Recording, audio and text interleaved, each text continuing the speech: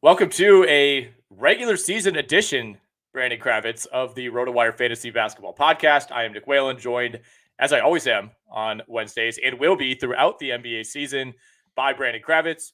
Brandon, had a lot of fun previewing the season these last few weeks with you, but man, it is great to have real NBA basketball back. Like the first week of the preseason, I'm dialed in. I'm watching every game. I'm watching the condensed highlights, things like that. But by the end of the preseason, you're just kind of ready for things to have real meaning. And what a relief it was last night to get Lakers Nuggets in the early window, and then a really fun game, a little bit of a sloppy game. Really, both of them were a bit sloppy between the Phoenix Suns and the Golden State Warriors. But let's start with the LA Lakers. There's a big outbreak of panic on fantasy basketball Twitter after this game when Darvin Ham said, yeah, we kind of want to have this plan in place for LeBron James to have a limited workload during the regular season. He played 29 minutes last night, was notably like in and out of the game in short stints, didn't play a ton in the first half, especially. And even as the Lakers were making a rally, it felt like they were pretty hardline sticking to this stance that LeBron James was not going to play 30 minutes no matter what. Still gives you 21, 8, and 5 with a steal, 10 of 16 from the field. I thought he looked great physically. I will say this. I don't think LeBron James is going to average under 30 minutes this season. This is like the 8th year in a row that whatever team he's on has said that they're managing his workload. But as we saw last night, when LeBron's off the floor, the Lakers are not going to win a lot of games. No, and as somebody who had Lakers +5 quite confidently last night, every time they took him out, I was just cringing because this Lakers team would allow the Nuggets to just pour it on. And you see it reflected in the box score. LeBron James +7. I don't think anybody else was in plus territory in terms of the starters. That might need to be debunked. I mean, plus minus, take it for what it's worth. But yeah. I think for LeBron, it does tell a story here. Yeah, I agree. He looked really good. That was great to see. He doesn't look like a 38-year-old. I don't think that shocks anybody at this point because he is so great that he defies reality. But he's still somebody that's inching closer to 40 years old, so it's probably the right approach. But how long can you get away with it? The good news is the Lakers won't be playing the defending champions every single night. And, man, credit where credit is due. Denver picked up right where they left off. Part of my handicap last night, and I know we didn't have an episode where thankfully you guys didn't hear this because maybe I would have convinced some people to lose money with me. You figure there's going to be some form of a championship hangover. Jokic couldn't go back home and ride horses fast enough if they're playing all that basketball last year. Mm-hmm. And they just didn't miss a beat. It was like they were playing the next game of the NBA Finals series. That's how locked in and prepared they looked. I thought the Nuggets role players vastly outplayed the Lakers role players for most of the night. KCP was one of the best players on the floor for either side. He goes 8 of 12, 2 of 3 from beyond the arc. Aaron Gordon looked really good, had some big shots throughout this game. Obviously Jokic and Jamal Murray did what they do. I mean, Jokic was just, the touch around the rim. I mean, that's the thing that I always come back to with him. It's like the angles don't matter. The level of defense doesn't seem to matter. As long as he can get that shot off and he's within 5 feet, it always finds a way to kind of die on the rim and just roll in. I mean, it looks so easy for him. He's doing it. He was operating at like 75% speed, which I know he always is to some degree, but Denver played well. They shot 53% from the field. A lot of it was shot making. It felt like the Lakers were missing a lot of the looks that Denver was making. It was not a good night for Austin Reeves. It was, D'Angelo Russell. We said he was a +1, but he's not a winning player, and I don't think he's long for this Lakers team. I'd be shocked if he makes it through the regular season as a member of this team. Taurean Prince, if we're talking guys to maybe take a look at off the waiver wire, we'll see how much time Jared Vanderbilt misses, but he hit 4 3-pointers, 18 points, 3 boards for him, at a block as well.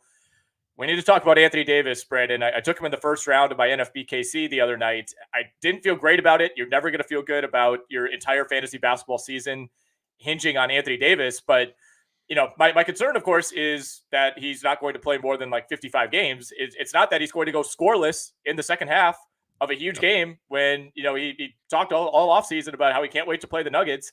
And then he comes out and just has a classic Anthony Davis, I'm not that guy type of performance. Exactly, because it's not like he wasn't involved. He was 0 for 6 from the field, so he was getting shots up. They weren't going in. He is the most befuddling player in the NBA because at his best, he's a top 5 guy, but you can't have a conversation about him in that range because he has these disappearing acts.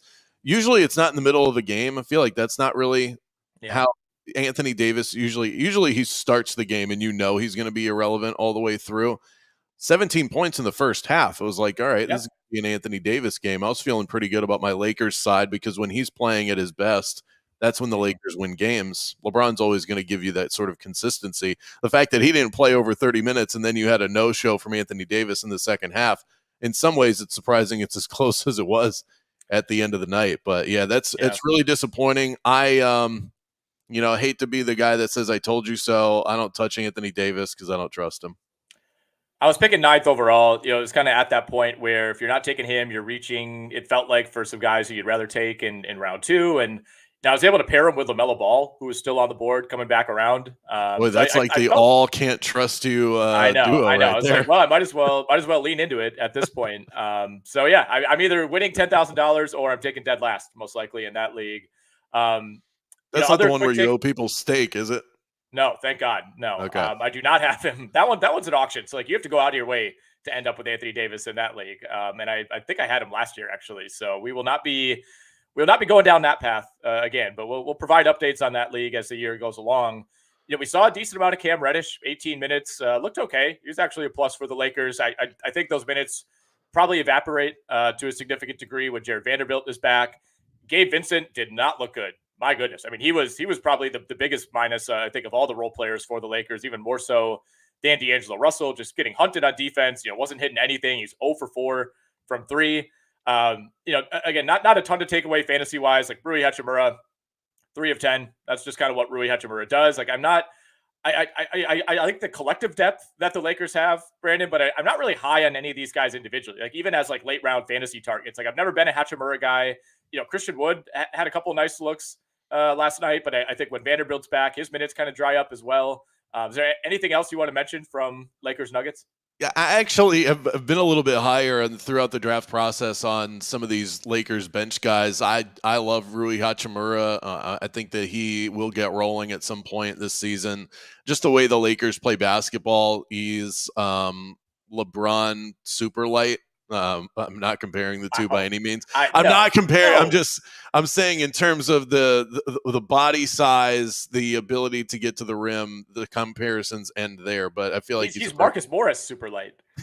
What are we talking about? LeBron. Goodness. Super duper. I can't add enough.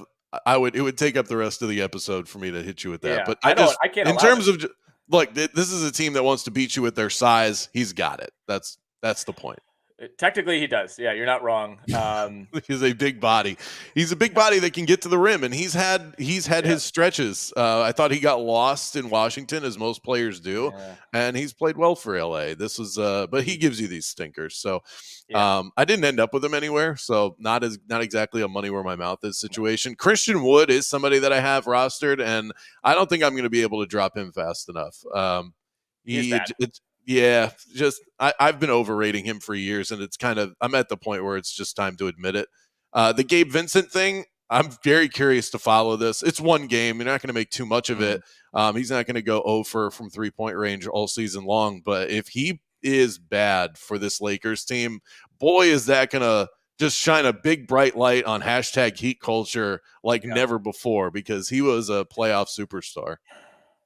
Yeah, I mean, it would be shocking to me if he takes a step back. Like, there's something about that Heat team where it's like everybody felt like was playing above their level, right? Like, I wouldn't be surprised if we see kind of a similar thing with Max Strus in Cleveland, where he's just not quite as good. Like, there's something about playing in Miami and kind of the coalescence of how that group came together that is going to be hard to replicate somewhere else.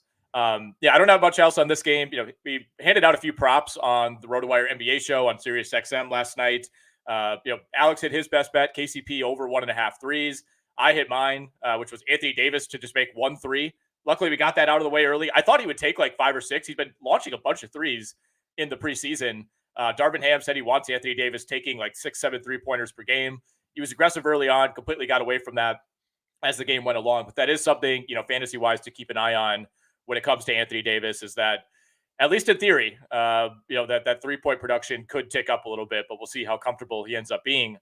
All right, before we talk Warriors Suns, Brandon, let's touch on this James Harden situation, because I'm getting tweet alerts like every 5 minutes from Chris Haynes. 22 minutes ago, James Harden was expected to travel with the 76ers today to Milwaukee. They're coming here. They're coming to my town to play the Bucks tomorrow night.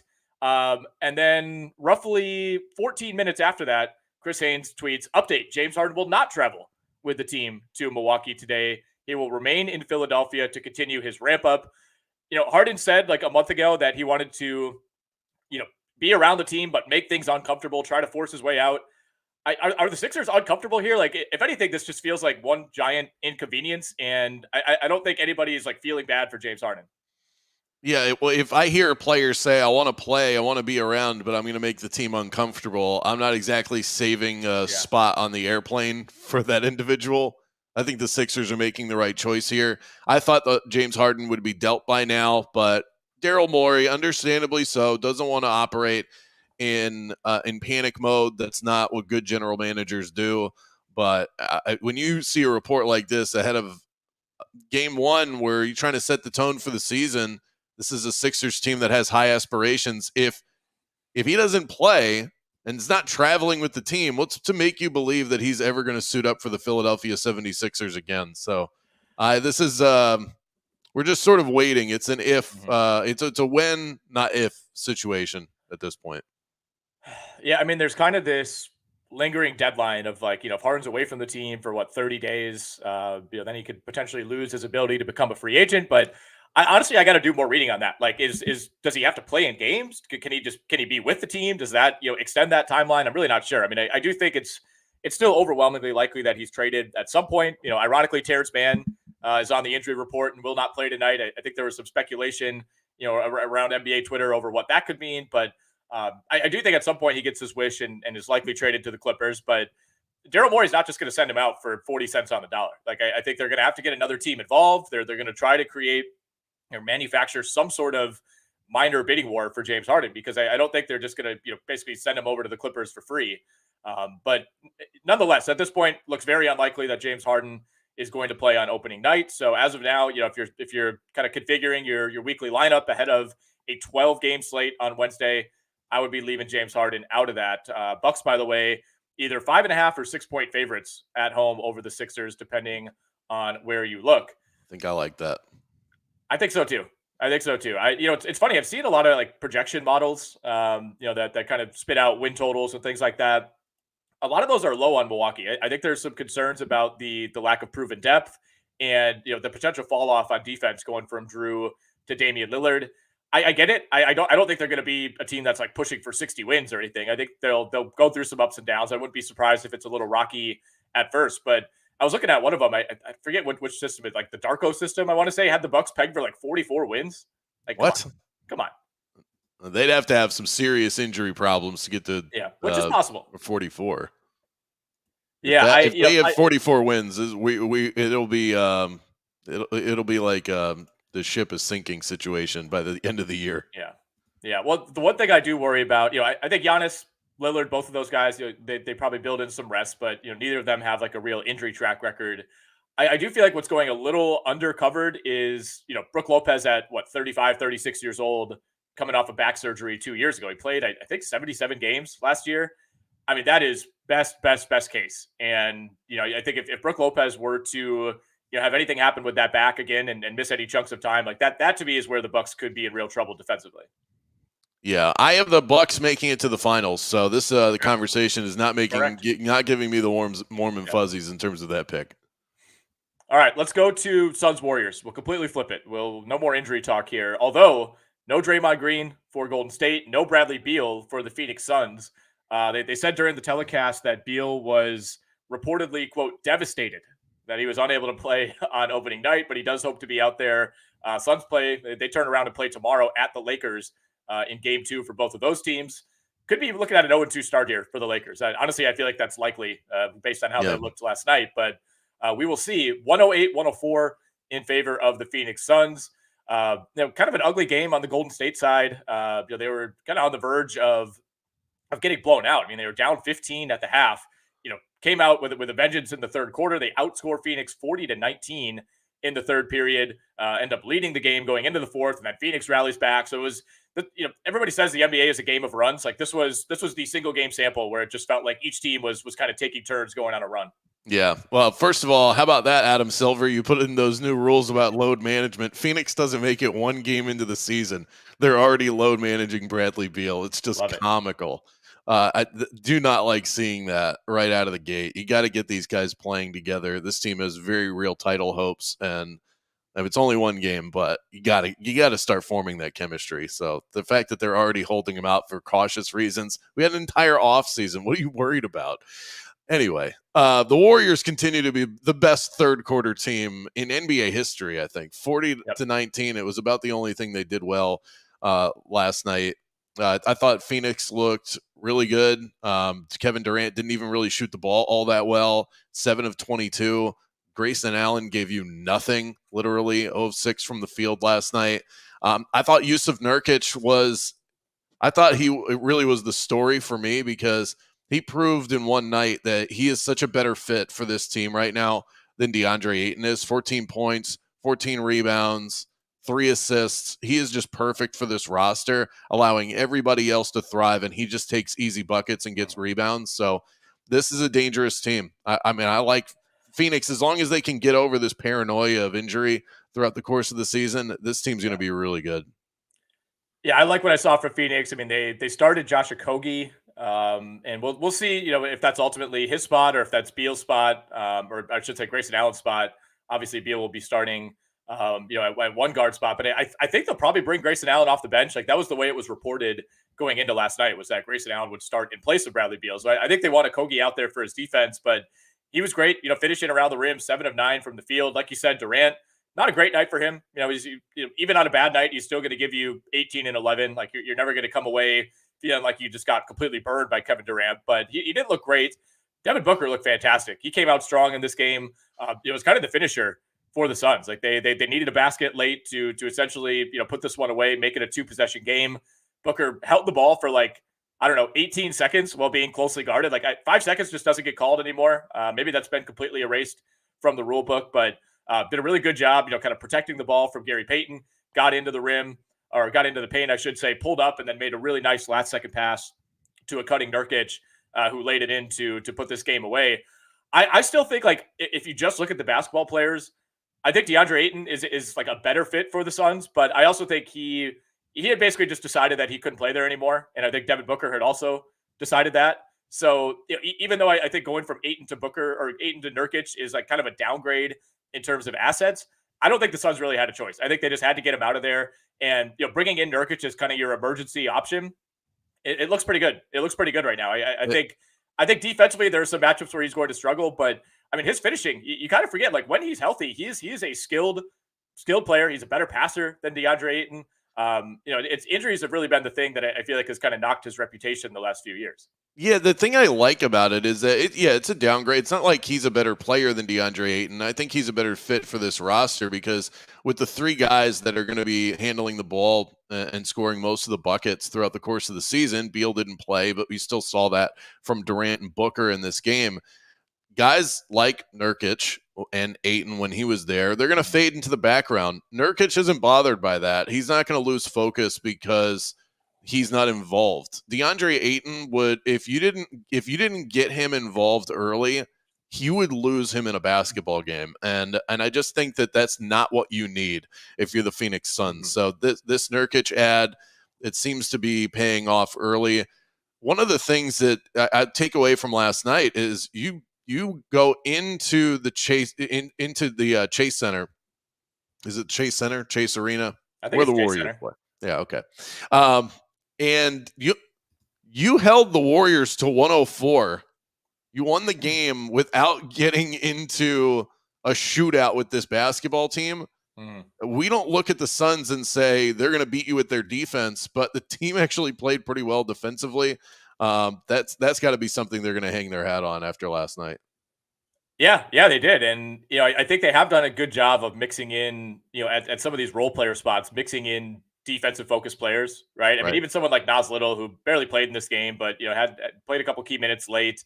Okogie, I think, is number 1 on that list. And The Suns bench is a little alarming, and we could kind of say the same thing about some of the pieces that the Warriors were bringing off the bench as well. But I mean, it's Eubanks, Watanabe, Little, Gordon, Jordan Goodwin. I mean, that's your bench unit. And there's obviously when Bradley Beal plays, maybe you drop one of those guys, but still, I mean, this is a team that's going to be hunting, I think, for help at the deadline.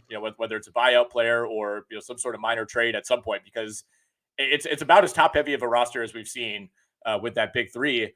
On the Warriors side, don't sleep on their depth. The fact that my guy Bol was a DMP coach's decision speaks to how loaded they are. Yeah, he must still be ramping up. I think to get ready. Exactly it. It was Kendrick Perkins that said that he could win Defensive Player of the Year, which might have been. Those were actual words, his words. I don't know what NBA he is watching, but yeah, Bol didn't get in there last night.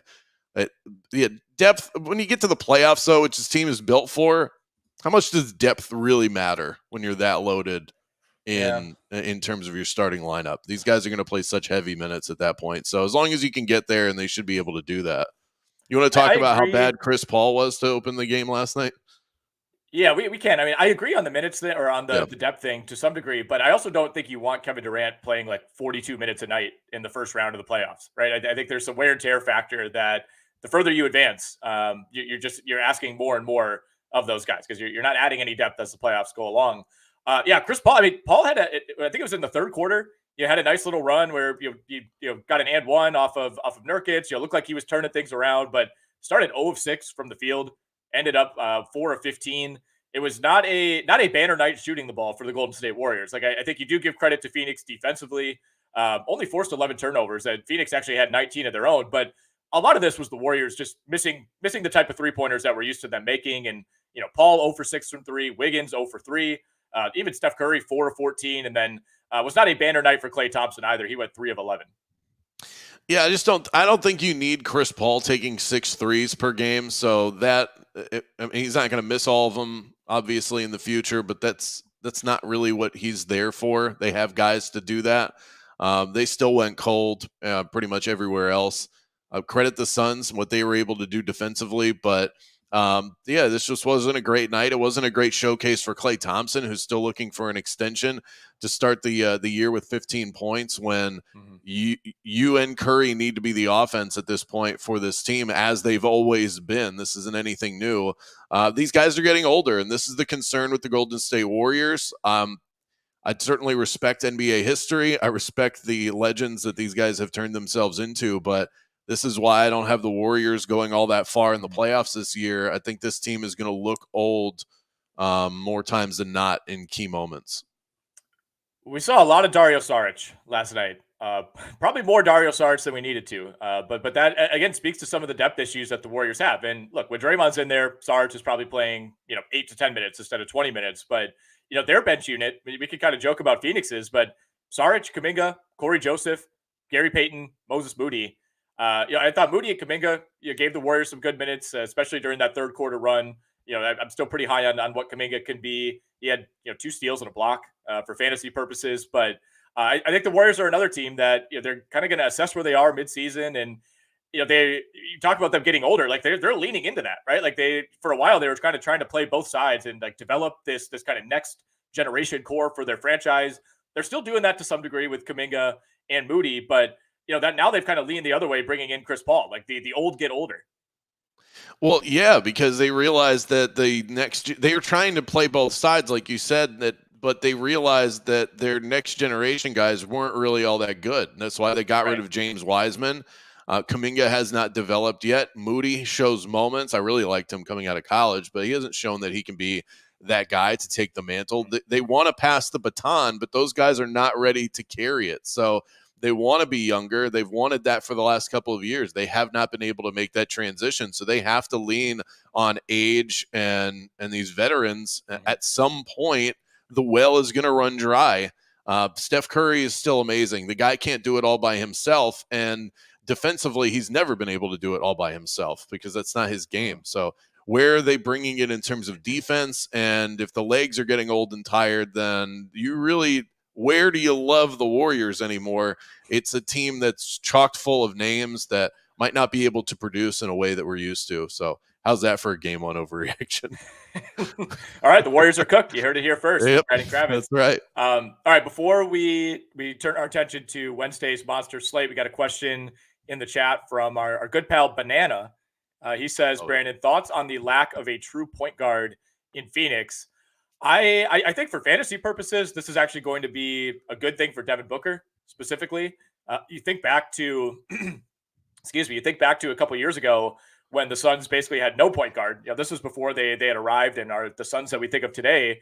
I mean, Booker had like back-to-back years where he was essentially playing point guard on an experimental basis and an average, around 7 assists per game. So I think between he, Durant, and Beal, I think Booker's the guy that's going to be on the ball the most. He had 8 assists last night.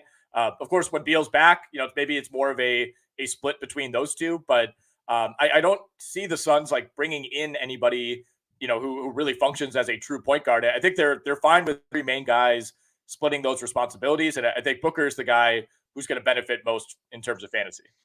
I'm going to hit you with the cliche that you'll hear from coaches all year long. It's positionless basketball at its absolute finest. Yep. You've got 3 guys that are going to score a ton of points this year that all do pretty well in isolation. So if they're running, everybody's viable. And then if they get stuck in the half court, they can put the ball in any of those 3 stars' hands, and they can make that can either create space for somebody else, and an easy outlet pass will get the job done, or they can just get a bucket themselves. So do they even need a point guard, I guess would be my question. I don't think they do.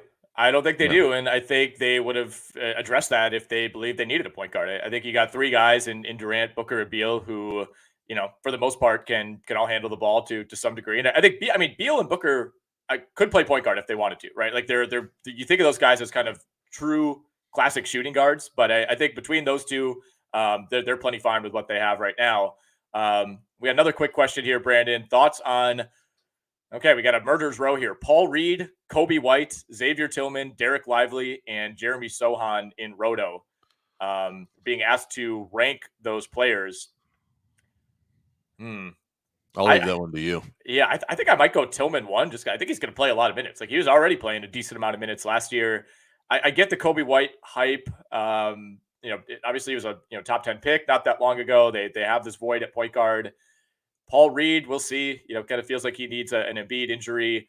The Sohan thing, I think the percentages might hurt you. I mean, it's never a good thing when there's like a story that comes out that you're being asked to shoot free throws one-handed. Usually like the 88% free throw shooters are not being asked to do that. So in Roto, it did work though. He got better when he went to the one hand. Yeah. And I mean, the fact that he's willing to do it says a lot. I think I would go Tillman, White, Lively, Sohan, Reed. But ultimately those are kind of end of the roster type of guys. We got some ads to pass along here before we talk about Wednesday's slate and get into some of the players that are going to define our fantasy seasons. Underdog Fantasy. We've been working with Underdog for a long time. Brandon and I both play a ton on Underdog, both for their NBA and NFL contest. It is the #1 platform for NBA best ball and DFS player pick'em contest.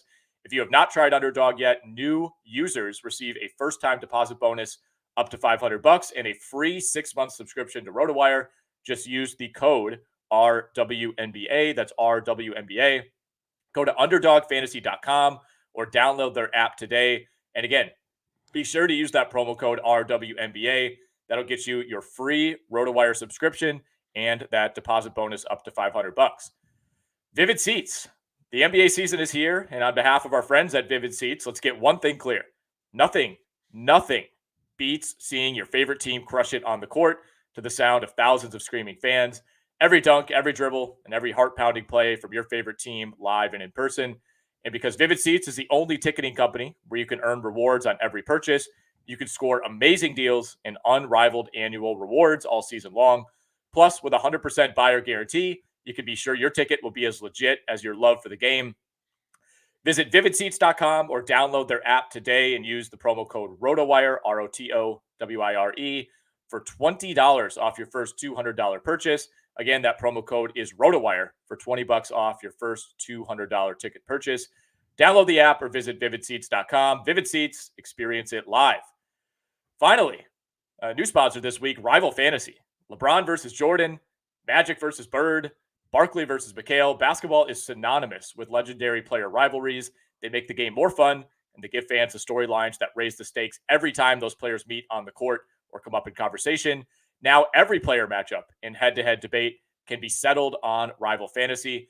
This NBA season, you can play challenges where you decide which NBA player will score more fantasy points in their next game, play the Rival Fantasy in-house challenges, or create your own and get a friend in the mix with customizable social challenges.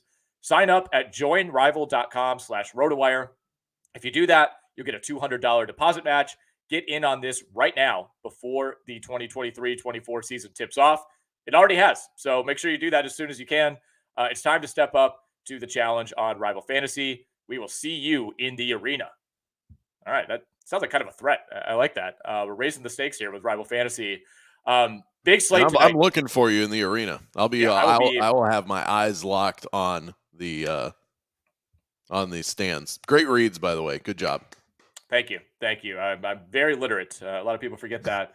As I'm seeing a note here that Craig Counsell is interviewing for the Mets job. Don't love that. Anyway, that is neither here nor there, as we are on a basketball podcast. Did not think we'd get a Craig Counsell reference on the NBA pod today. Oh man, this is people are going to be upset about this in Milwaukee. All right, so we have another James Harden update. It's been a combination of Chris Haynes, Shams, and Woj, who are all just like chiming in and like one-upping each other with news. Woj is now reporting that James Harden has not actually practiced with the Sixers in 10 days. It's been October 15th since his last practice. He's just sounds like getting work off to the side, working with their developmental coaches. The plan is that he's going to ramp up in the coming days. But the Sixers play their first two games on the road. They play Milwaukee and then they're at Toronto. So Woj is saying Harden is out at least the first two games of the season. Yeah. No surprise here. I think they're going to try and find a trade partner. If he hasn't been practicing, then, you haven't earned your way onto the floor with these guys. And I'm not sure the players, I would love to know their genuine feelings. Do they actually want to play with James Harden if they can't get a deal done immediately?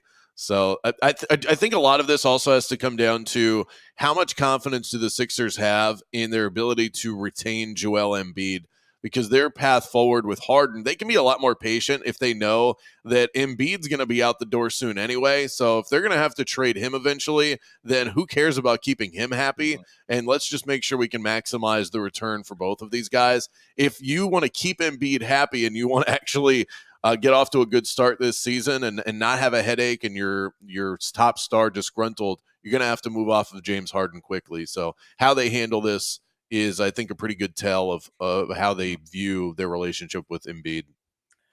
Yeah, we'll keep you posted, over the rest of the pod if any more news breaks on James Harden. But again, for fantasy purposes, get him out of the lineup. Sounds like he's not going to play in the Sixers' first two games. Brandon, you texted me this morning and, you said you wanted to talk about some kind of situational strategy when it comes to, NBA bets, whether those are team or player focused. So I will give you the floor now. We have a big betting slate to break down. We're not going to go game by game or anything here since we got 12 games, but talk about some of these situations that you're looking at when you're looking for, kind of paring down a slate like this to find games or props to target. So and this isn't, I have 5 typical situational spots that I look for, and none of it is, that I follow like it's the Bible in terms of everything is case by case. But there are 5 situations that I target throughout the course of the season that have been pretty profitable for me. In terms of night one, none of them apply because a lot of these deal with the ebbs and flows of an NBA season. For tonight, I think it's pretty basic. If you think there's an edge for a home team, take them. Take them against the spread. Home teams in their season opening game where the energy is never going to be higher, legs are never going to be fresher, tonight is the night to do it. So I like the Magic -4 against the Houston Rockets, the Knicks +3.5 against the Boston Celtics for that same reason, the Memphis Grizzlies, who a lot of people are sleeping on because of no Ja Morant. The Pelicans looked uneven in the preseason. That's +1 for the Grizzlies at home. Tough place to play. The Jazz going up against the Kings. I even like the Spurs. So, I mean, I feel like it's pretty basic in terms of the way I would handicap tonight.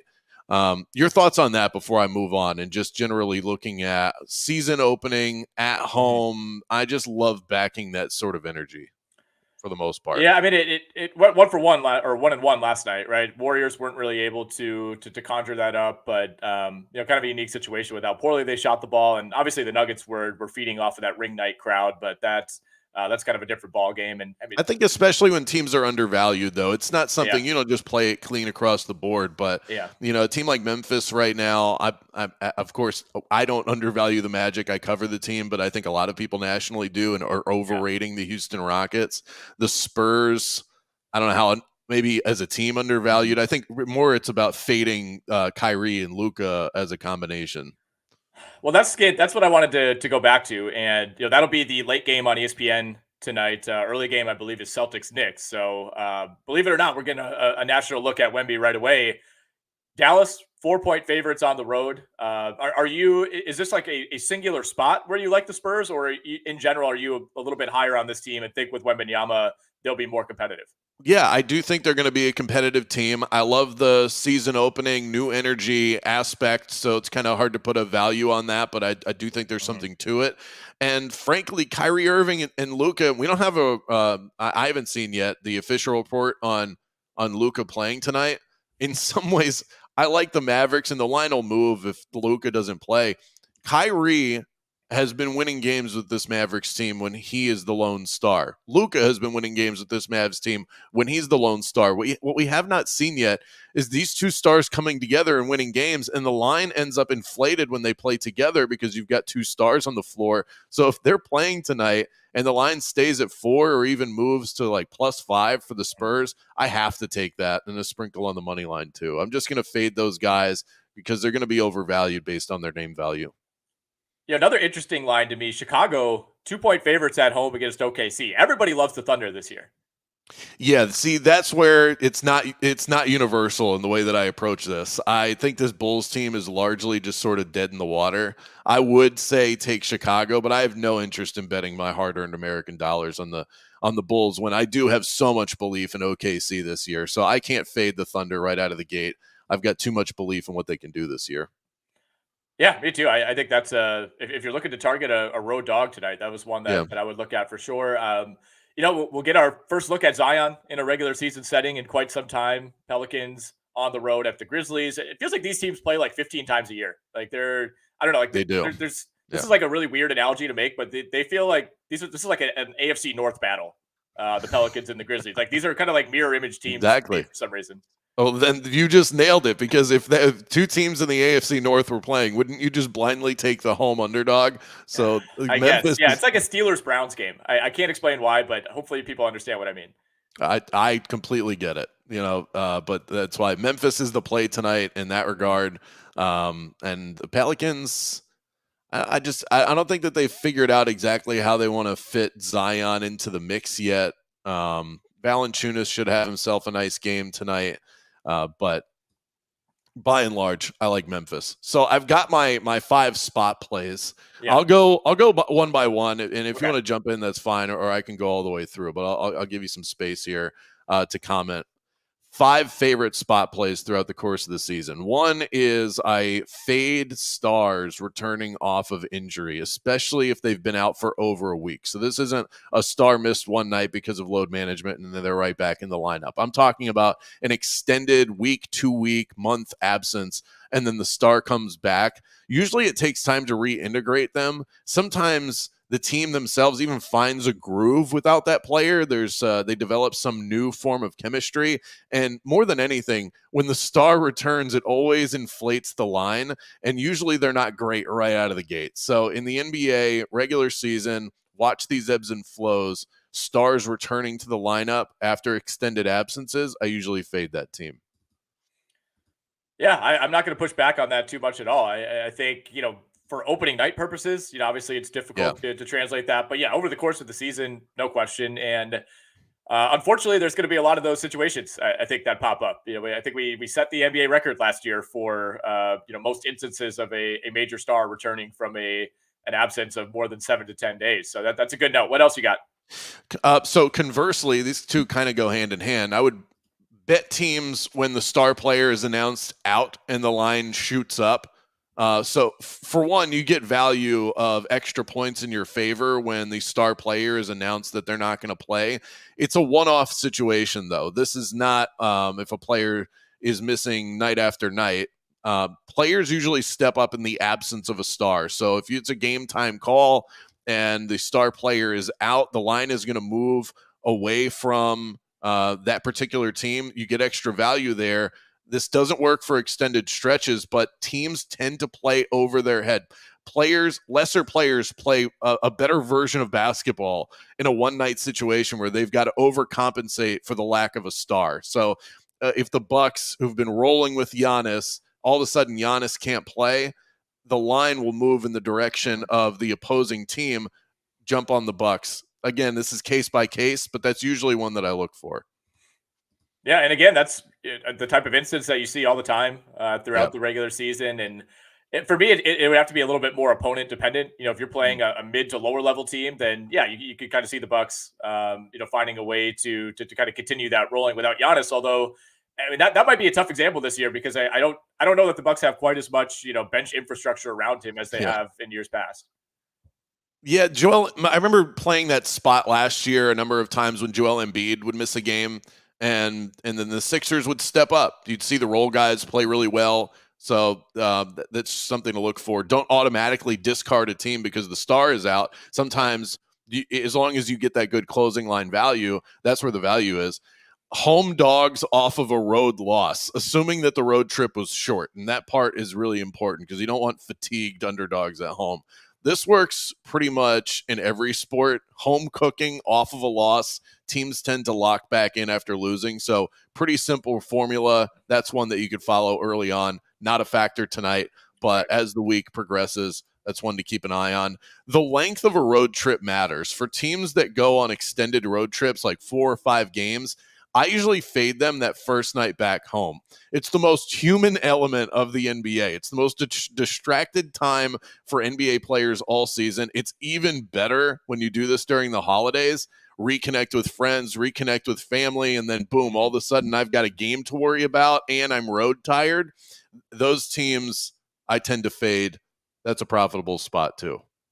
As someone who needs like 5 holes to warm up after driving like 45 minutes to play golf, I completely empathize with this. No, you're totally right, and I think a lot of these will be great to keep in mind as the season rolls along. Do you have any spots that you really like on tonight's slate? So I mentioned a couple of those home teams, the Memphis Grizzlies. I'm on the Magic tonight, going up against the Houston Rockets. I think that team could struggle out of the gate just to figure out sort of who shoots on that team. In terms of player props, it's actually one of the reasons that I like the Magic. It correlates with a player prop I'm playing on the other side. Jalen Green under 22.5 points scored tonight. He was a volume monster the last couple of years. I think that's going to take a tick down, and we're going to see his nightly number shorter than 22.5. That's my prediction moving forward, and it's a little high right now. We're going to see Fred VanVleet get up a bunch of shots, Dylan Brooks. See how Amin Thompson factors into the offense. So I think that line's a little bit high. And then Victor Wembanyama, I saw his assist total over-under was at 1.5. I'll take the over on that all day. Really? All day. You can find that at Underdog. So if you pair that with something else, I'm actually pairing those two together. Jalen Green under 22.5 and Wembanyama over 1.5 assists. We saw during the preseason, it's one of the things that I like the most about his game that doesn't, we did see some highlight reels. His ability to distribute through traffic, he's going to get a lot of guys involved. The defense will collapse on him. He's going to get multiple assists tonight. So I feel great about that one. As long as the Jalen Green one can come through, I think the Wembanyama assist prop is pretty much a lock. I'm not taking too many sides tonight in terms of the matchups. I like to play these ebbs and flows of the NBA season. It's really just a sit back and observe night more than anything else. So a couple of props, a couple of home teams in their season opener, and then I'll just sit back and enjoy it. I love the Wembanyama call. That's a preposterous line. I think that's the one thing I've been more impressed than anything with Wembanyama. It's like a lot of the stuff we kind of expected to some degree. You'd seen flashes of it, the shot blocking, the length, the finishing that almost doesn't look real sometimes with like how little he has to jump or extend just to dunk the ball. But the passing, like that was it in summer league in Vegas. When it kind of felt like the rest of his game was a little bit shaky, like the passing to me was something that really jumped out. Like that was not really discussed all that much as part of his player profile, coming into the draft process. But he is a well above average passer for someone of that size. So yeah, I think by default he's going to probably have 5, 6, 7 potential assists, and just got to convert a couple of those to go over. I was looking at the over 2.5 threes for Lauri Markkanen. I think that's a guy that picks up where he left off last season. It's juiced pretty heavily to the over for good reason. He averaged 3 made threes per game a year ago, but that's one that I think could be bumped up into like more elite territory. It's like the best 3-point shooters on the slate are usually 3.5 as their over under. Getting that at 2.5 is great for now. Good matchup against the Kings. That should be a back and forth game. And I was talking about this. I took Markkanen in my NFBKC draft the other night. Was talking about it on the live stream, which I just talked for 90 minutes straight, kind of to myself. Like there were some people leaving comments, but it was overwhelmingly just me, just saying whatever I want. That's the dream. Something I hadn't really thought about, you don't really hear about with Markkanen is like, all right, we have one sample of him being, one of the 25 to 30 best fantasy players in the league. And we have 5 years of him just being like a pretty average player. Is it fair to assume that the guy he was last year is just who he's going to be going forward? For the sake of my team, I hope the answer is yes, but I want to get your opinion on that. Oh, I think that's the case. That when he found himself a home in Utah, and they used him perfectly. I think that it took him a minute to grow into who he was going to be in the NBA, and then we see this all the time. And sometimes it takes finding the right spot in order to completely unlock that. He found that last year. Not a lot of change in terms of that lineup outside of the addition of John Collins. So. Yeah, why not? And I love that prop for tonight, especially at home, crowd behind you, going up against a bad defense. He should be chucking up shots. All right, before we get out of here, Brandon, any kind of like under the radar, sneaky storylines that you're keeping an eye on tonight? Any like random, rotation questions? Any games on this slate that maybe aren't the obvious ones that you'll be keeping a very close eye on? Like, I really want to watch the Blazers tonight. I'm excited to see what they look like against the Clippers. Thunder Bulls is going to be a lot of fun. Like I'm excited to see, year 3 of Scotty Barnes. You can kind of pick out something from every game, but what is catching your eye? Yeah, I mean, this one is definitely not under the radar, but I want to see this new look Celtics team. I want to see what Porzingis and Drew Holiday look like in a real game that matters, especially a tough road game. I actually kind of like the Knicks plus 3.5. I don't know that I'm willing to play it, but I'm at least willing to say that I like it. The Knicks tend to play the Celtics tough, and the Celtics are coming in so overhyped. What are they going to look like out of the gate? So it's far from under the radar, but I think that this team has the potential to lead the NBA in regular season wins. How good do they look right out of the gate? And then, I'll be at the Magic game tonight, so I'm curious to see obviously what they look like, but there's a lot of continuity with that roster, so it's really just about playing to the level that I think they're capable of, which is slightly above 500. I want to see what Amin Thompson looks like in Cam Whitmore when games actually matter. Whitmore was a summer league star, but I'm really excited to watch those two play. And I actually later on today on my show, I'm going to talk to the Overtime Elite general manager, Damian Wilkins, who ran the show for the team that Amin and Osser played for. So curious to get his thoughts on what those guys bring to the table. They seem like special players, so I'll have my eye on both of them tonight, but up close and personal with Amin. I've been pretty impressed with how those guys have looked starting in Summer League when we saw limited action, especially out of Amen, but in the preseason as well. Like I think there was kind of this general perception of the Overtime League. It's like, all right, what the heck is this? Is this just like a professional AAU team? Like, who are these guys playing against? But there doesn't look like there's been, this like jump up in competition where these guys are drowning. Like they look the part. They absolutely have passed the eye test so far. So I'm really excited to see what both of those guys look like. I'm a little bit higher on Asar for fantasy just because I think he's in a better position. Obviously being that they are twins, they have very similar skill sets and very similar, strengths and deficiencies. But I think Asar has a clearer path to, seeing 25 to 30 minutes most nights.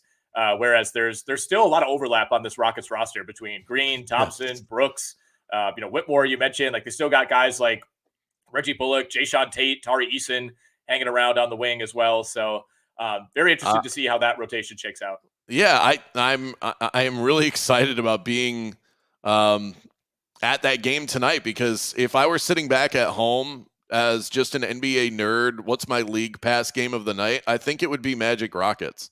Speaking at this completely objectively, just these two teams with all of the young talent that both of those rosters have, the complete unknowns with the Houston Rockets and the additions that they made. Ime Udoka back on the sideline. There's so many interesting little storylines that aren't going to get the national pub, but for NBA fans, there's a lot of intrigue with this game. All right, we'll end on this. What would you say is your worst game of the night? The game that you were least interested in? For me, we got some candidates. It's like Hawks, Hornets, Wizards, Pacers, Pistons, Heat. Wizards, Pacers, without a doubt. I will avoid as many Wizards games as I can this year. And the Pacers, I kind of know what they are. They're a team that's they'll fly up and down the court. They'll probably score a lot of points. They don't play a lot of defense. And I'm sure Halliburton will have himself a great night tonight, but I have no interest I have no need to have that on a screen at any point tonight. Yeah, to make another like really forced, egregious NFL reference, like this is like getting like Giants and Commanders Week 1 Sunday Night Football. Well, thankfully, this Sunday Night Football means that's the only game that you can watch. You've got plenty of other options. I don't know where you'd have to be where this is your only option tonight. Yeah, I guess you just have to be in Indiana or DC and have access to nothing but local television. I'm interested in both of these teams. I don't want to dump on them too much. I'm not interested in them playing each other. Like I have curiosity about the Pacers. I want to watch Halliburton. I want to see Mathurin in the starting lineup. The Wizards have a lot of interesting pieces for fantasy, but no, not together. This is too much. All right, we got to cut it off here, Brandon. We got things to do. We got a Big 12 game slate to prepare for. Want to thank you for taking the time. As always, looking forward to continuing to do these episodes each Wednesday. We'll try to give you kind of a mix of a recap of the previous night and then a preview of the Wednesday slate each week, although it's usually like 8, 10, 12 games. So we can only go so deep on these. But as we get more into the fantasy season, we'll have more and more to recap. We'll talk about, some roster moves, players we're adding, players we're dropping as the season goes along. Make sure you check out the RotoWire YouTube page, RotoWire Fantasy Basketball YouTube. I should say we launched that, like 3.5 weeks ago, Brandon. We already blew past 1,000 subscribers. So we thank everybody who's gone over there, who's liked our videos, who's subscribed, and everybody who follows along on Twitter as well. And of course, if you're listening to the audio version of this, you can find it on Spotify. You can find it on Apple Podcasts or wherever you get your podcasts. Dr. A will be back on the show tomorrow. We'll have Ken, Alex, and Shannon on Friday. They'll be talking Week 1 waiver wire. Make sure you don't miss either of those episodes. For Brandon Kravitz, I'm Nick Whalen. We're out.